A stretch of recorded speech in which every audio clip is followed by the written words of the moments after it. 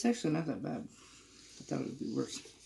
Anyways, I may be putting this up probably October 31st. This is kind of in between. This is for Halloween. Yeah. Yeah, this is Harry Houdini. This is Halloween. This is Halloween. Sorry. But yeah, this is Houdini. I don't know if you guys know, but we'll get into it, but he passed away at Halloween, so that's why I wanted to get this out. On Halloween. So. What'd she say? Harry Houdini, born Eric Weise, later Eric Wise. He's got different spelling of his name. It was W-E-I-S-Z. And it was E-R-I-K, and then later it was like a German type, E-H-R-I-C-H-W-E-I-S-S. And then he went by Harry Weise or Wise, W-E-I-S-S. I don't know why he kept changing his name. He was born March 24th, 1874, and died October 31st, 1926. Was a Hungarian-born American illusionist and stunt performer, noted for his sensational escape acts. Wow.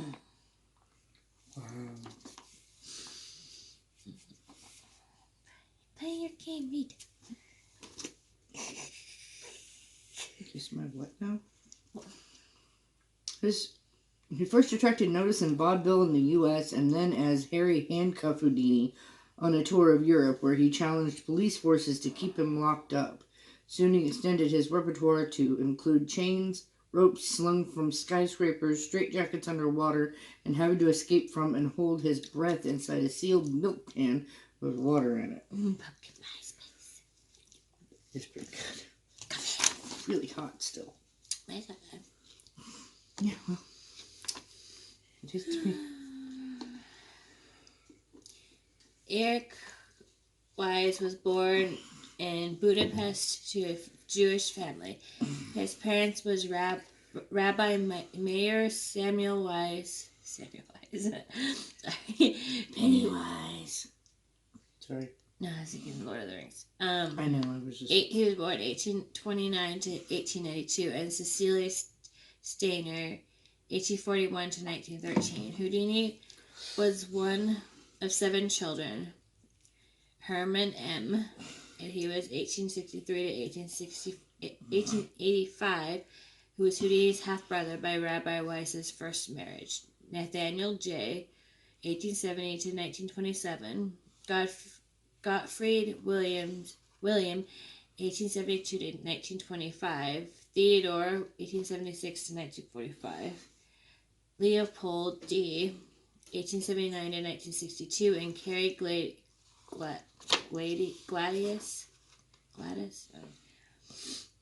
1882 to 1959, who was left almost blind after a childhood accident. She's the one that lived the longest, 59.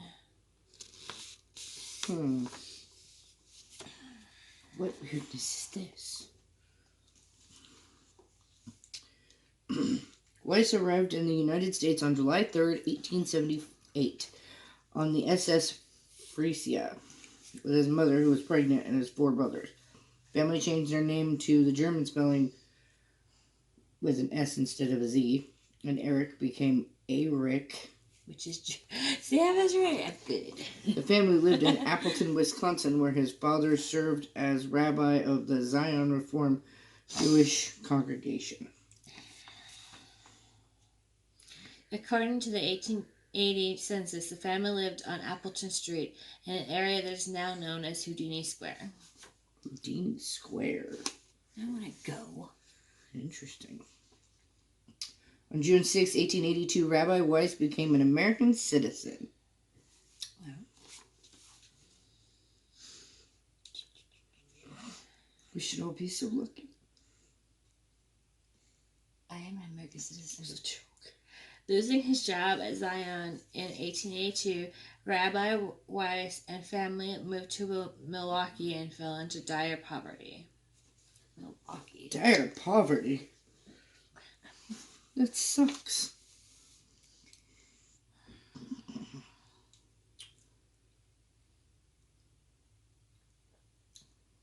In 1887, Rabbi Weiss moved with A. Rick to New York City, where they lived in a boarding house on East 79th Street.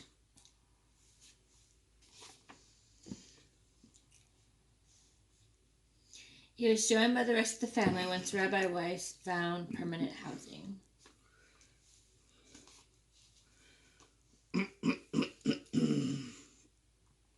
As a child, A. Rick Weiss took several jobs, making his public debut as a 9-year-old trapeze artist, calling himself A. Rick, the Prince of the Air. And he was also a champion cross-country runner in his youth. I always envied people that could do that. I could never do that.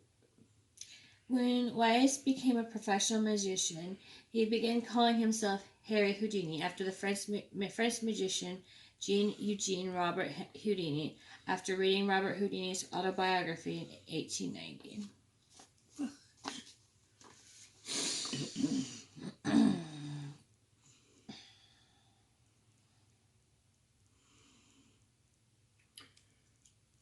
Weiss incorrectly believed that an I at the end of a name meant like in French. In later life, Houdini claimed that the first part of his new name, Harry, was an homage to Harry Keller, whom he also admired, though it was more likely adapted from Airy, a nickname for Eric. So it sounds kind of like Harry. Harry. Which is how he was known to his family. Okay. Me too, big girl. When he was a teenager, Houdini was coached by the magician Joseph Wren in the Post-Time Athletic Club. Me too, pretty girl.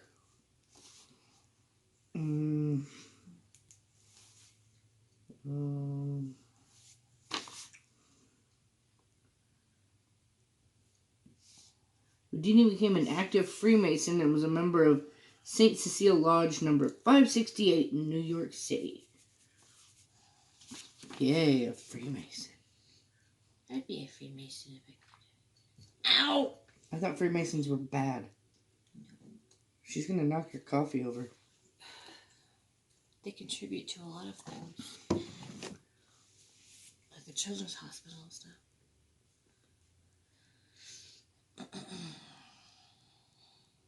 What? What are you talking about? I was told the Masons are bad people. No. They're the ones that do like the Freemasons and stuff promote Shriners Hospital and stuff. They're a secret society, but they're not bad. In 1918, he registered for a selective service as Harry Handcuffed Houdini.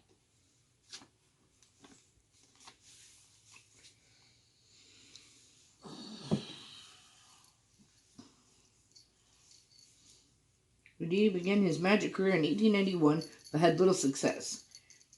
He appeared in a tent act with strongman Emile Jarrow.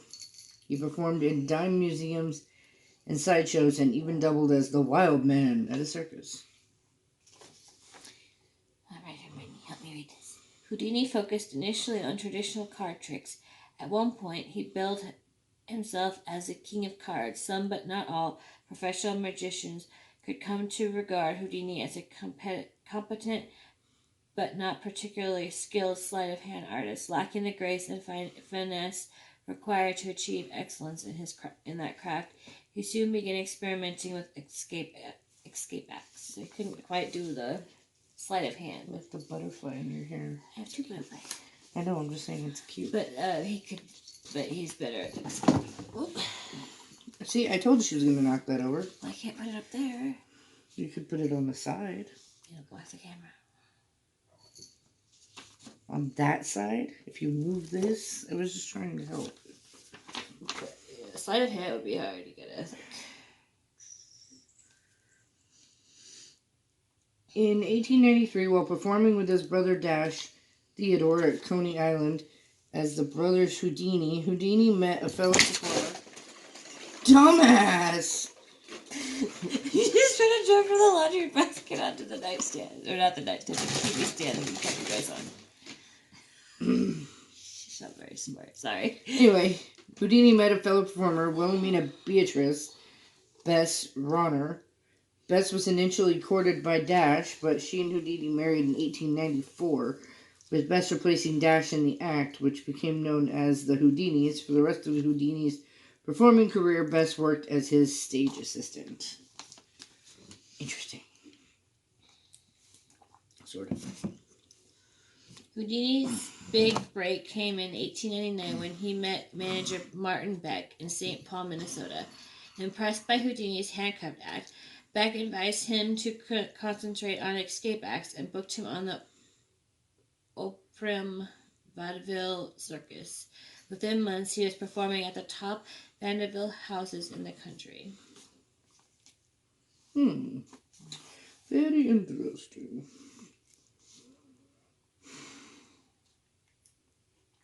In 1900, Beck arranged for Houdini to tour Europe. After some days of unsuccessful interviews in London, Houdini's British agent Harry Day helped him to get an interview with C. Dundas Slater. What a name. Then manager of the Alhambra Theatre. I hope I said that right. He was introduced to William Melville and gave a demonstration of escape from handcuffs at Scotland Yard. Chris said something. He succeeded in baffling the police so effectively that he was booked at the Alhambra for 6 months. His show was an immediate hit, and his salary rose to $300 a week. Ooh, that's a lot. That's actually not bad. Even now it counts.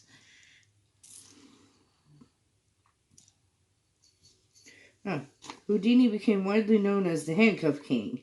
He toured England, Scotland, the Netherlands, Germany, France, and Russia. In each city, Houdini challenged local police to restrain him with shackles and lock him in their jails.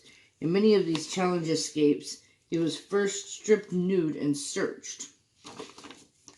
We're going to have to give you a cavity search before we can allow you to be stuck in the jail. We want to make sure you don't have anything up your sleeve or up your ass to get out.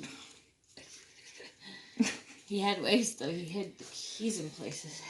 Like, he would literally cut sections of his skin to hide keys. Yeah, he had, like, little pockets. That's awful. He had little pockets made. In Moscow, he escaped from a Siberian prison transport van, claiming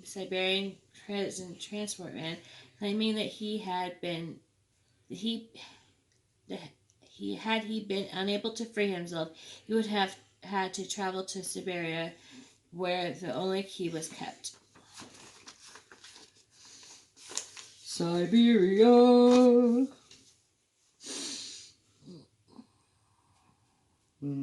In Cologne, he sued a police officer, Werner Graf, who alleged that he made his escapes via bribery. Houdini won the case when he opened the judge's safe.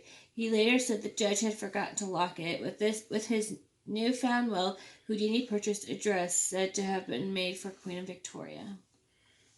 Why would he purchase a dress? Probably for his wife or his mom. Either one of those, probably the loves of his life. Sure. He then arranged a grand reception where he presented his mother I know it was one of the two. In the dress to all their relatives. Houdini said it was the happiest day of his life.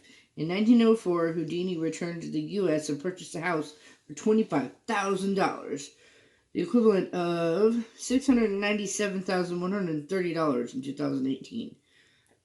A brownstone at 278 West 113th Street in Harlem, New York City. He literally says, "These are my girls," so it could have been either one. Okay.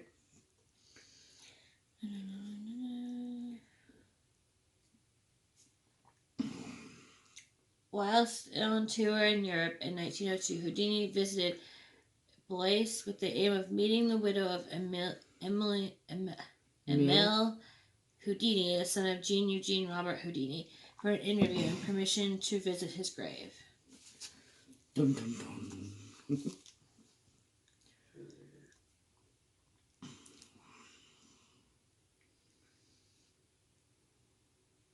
He did not receive permission but still visited the grave. Houdini believed that he had been treated unfairly and later wrote a negative account of the incident in his magazine, claiming he was treated most discourteously by Madame W. Emile Robert Houdin.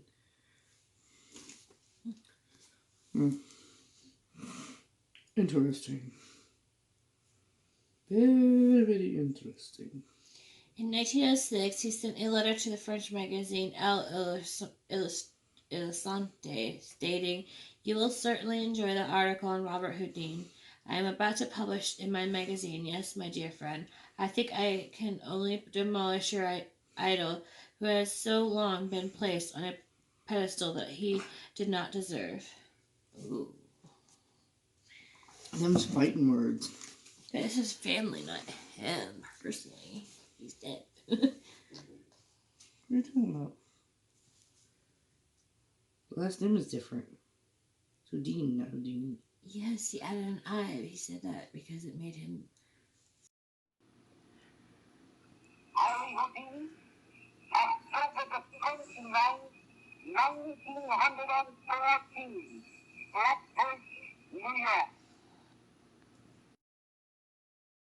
Feel. Well, anyway. That's why he wanted to visit his grave. That Oh. was his medal. Okay. In 1906, Houdini created his own publication, The Conjurer's Monthly Magazine. It was a competitor to the Sphinx, but was short-lived, and only 2 volumes were released until August 1908. Magic historian Jim Steinmeier has noted that Houdini couldn't resist using the journal for his own crusades, attacking his rivals, praising his own appearances, and subtly rewriting history to favor his view of magic. My eyes didn't slide down to the proper one. And there's a Mandela fact about Houdini we learned about today, which I will share. Mm-hmm. But you guys have to make it to the end.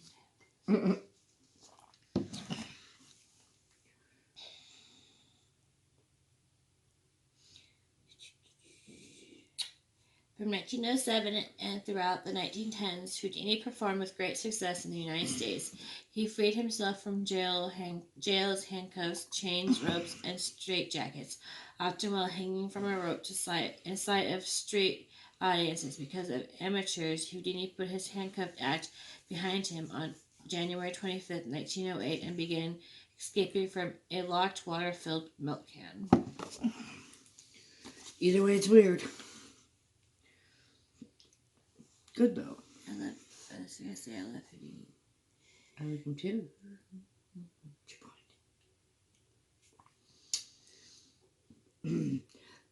The possibility of failure and death thrilled his audiences. Houdini also expanded his repertoire with his Escape Challenge Act, in which he invited the public to devise contraptions to hold him. These included nailed packing crates, sometimes lowered into water, riveted boilers, wet sheets, mail bags, and even the belly of a whale that had washed ashore in Boston. Yum. Ugh. Do what you do for some money. I guess. Ew. In my opinion, that is just wrong. Brewers in Scranton, Pennsylvania, and other cities challenged Houdini to escape from a barrel after they filled it with beer. Damn, I hope I don't drink any. I'd be like the mouse that comes out of the barrel. I didn't drown because I drank it all. But then I couldn't escape. No, I lived because I drank it all and I didn't drown. That's what I just said. I didn't drown because I drank it all and then I couldn't escape. Oh.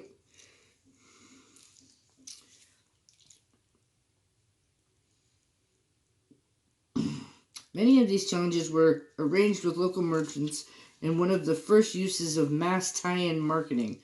Rather than promote the idea that he was assisted by spirits, as did the Davenport brothers and others, Houdini's advertisement showed him making his escapes via dematerializing, although Houdini himself never claimed to have supernatural powers. He didn't believe in the supernatural. Which we'll get into. Weird. Super duper weird. After much research, Houdini wrote a collection of articles on the history of magic, which was expanded into The Unmasking of Robert Houdini, published in 1908.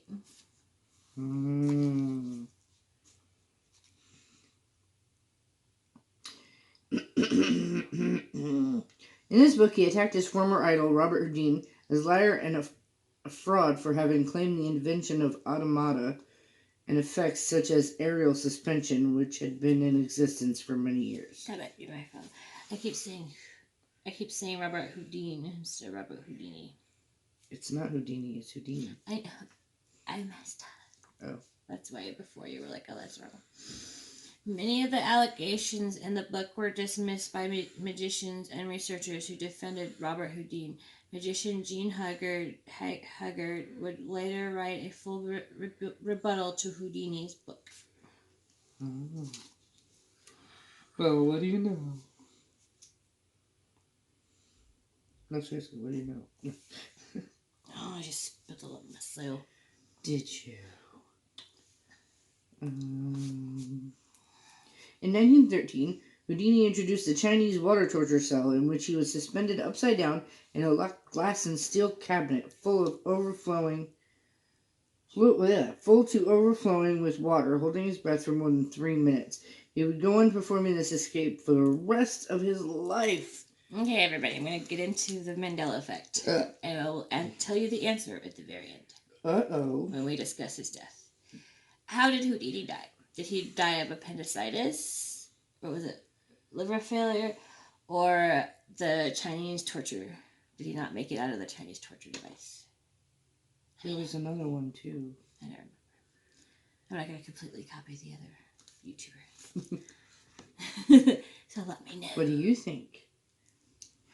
Like I said, I will let you guys know at the end when you talk about his death. Dun dun dun. During his career, Houdini explained some of his tricks in the books written for the Magic Brotherhood. In Handcuff Secrets, 1909, he revealed how many locks and handcuffs could be opened with properly applied force, others with shoestrings. Dun dun dun. I just like to make that noise.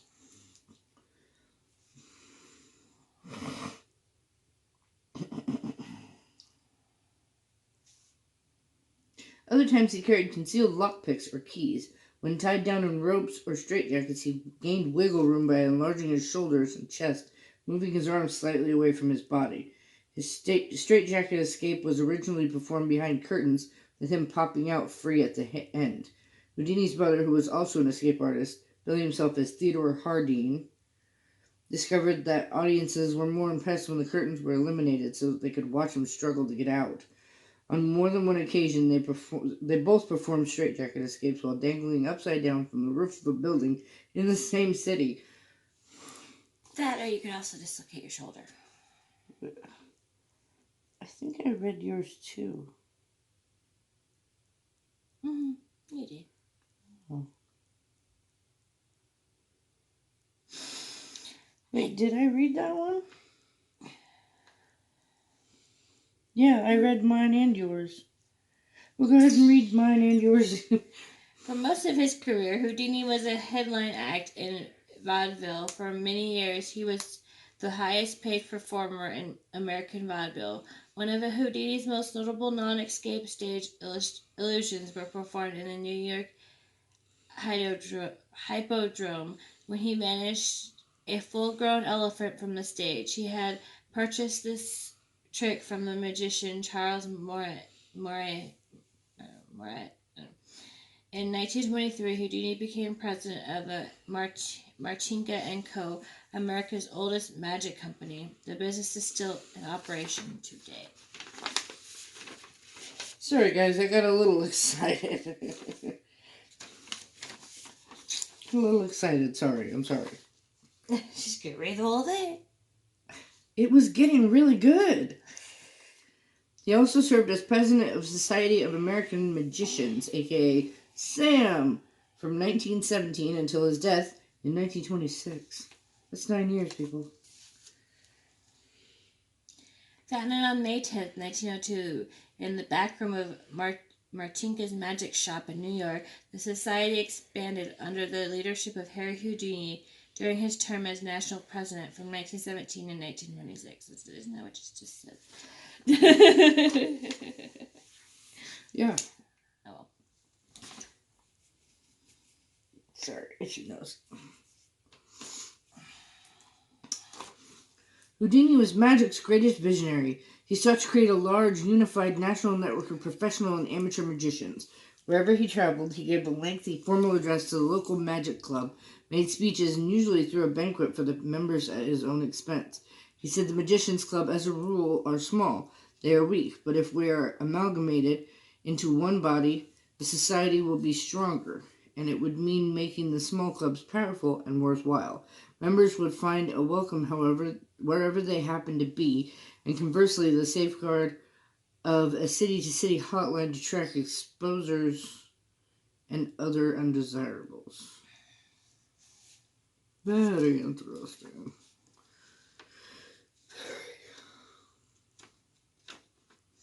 For most of 1916, while on his Vanderbilt tour, Houdini had been recruiting at his own expense local magic clubs to join the SAM in an effort to revitalize what he felt was a weak organization. Houdini persuaded groups in Buffalo, Detroit, Pittsburgh, and Kansas City to join.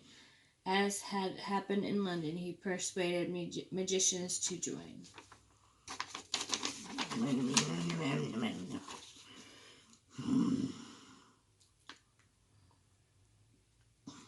Buffalo Club, yeah.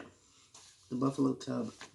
The Buffalo Club joined as the first branch, later assembly of the society.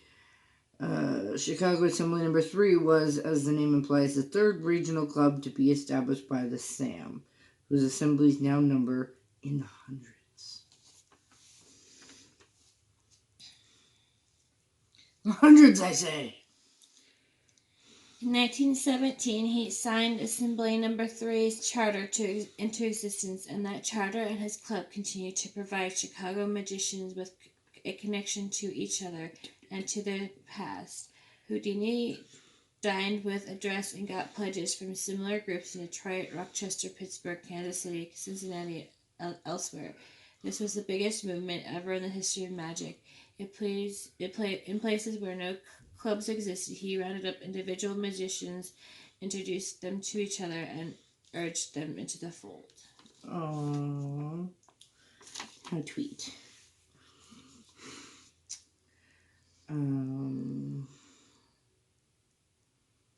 By the end of 1916, magicians' clubs in San Francisco and other cities that Houdini had not visited were offering to become assemblies. He had created the richest and longest surviving organization of magicians in the world.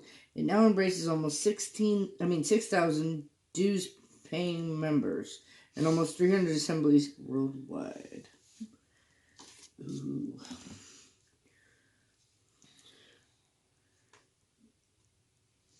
In July 1926, Houdini was elected for the ninth successive time president of the Society of American Magicians. Every other president has only served for 1 year. He also was president of the Magicians Club of London. Coffee good. Pumpkin spice yummy. In the final years of his life, 1925 to 1926, Houdini launched his own full evening show, which he billed as 3 shows in one: Magic, Escapes, and Fraud Mediums Exposed.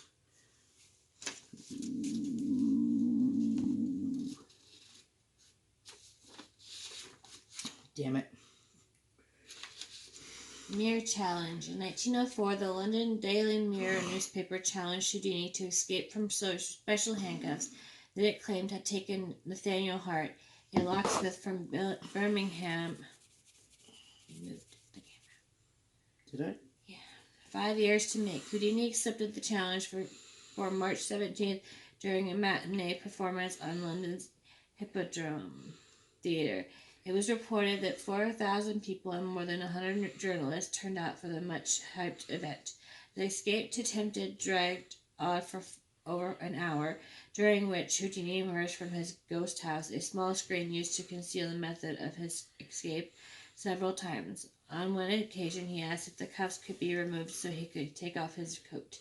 The Mirror representative, Frank Parker, refused, saying Houdini could gain advantage if he saw how the cuffs were unlocked.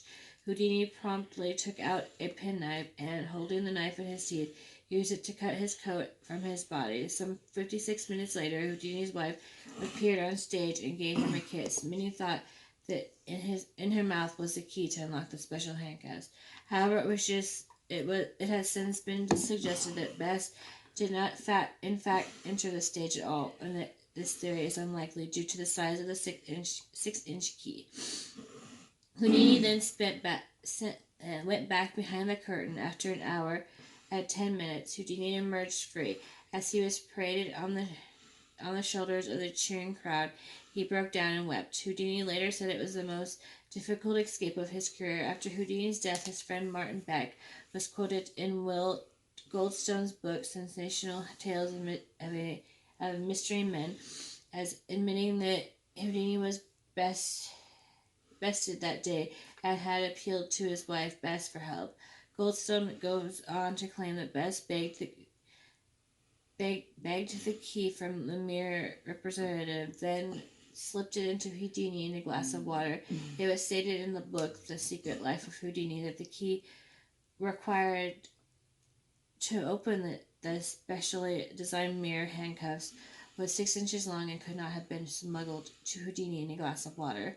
Goldstone offered no proof of his account, and many modern biographers have found evidence, notably in the custom design of the handcuffs, that the mirror challenge may have been arranged by Houdini, and that it has long struggled to escape was pure showmanship. This escape was discussed in depth in the Travel Channel's Mysteries at the Museum in an interview with Houdini expert magician and escape artist Dorothy Dietrich of Stratton's Houdini Museum. A full-size design of the same mirror handcuffs, as well as a replica of the Brahma-style key for it, is on display in the public at the Houdini Museum in Scranton, Pennsylvania. This set of cuffs is believed to be one of only 6 in the world, some of which are not on display. That's a long one. Milk Can Escape. In 1908, Houdini introduced his own original act, the Milk Can Escape.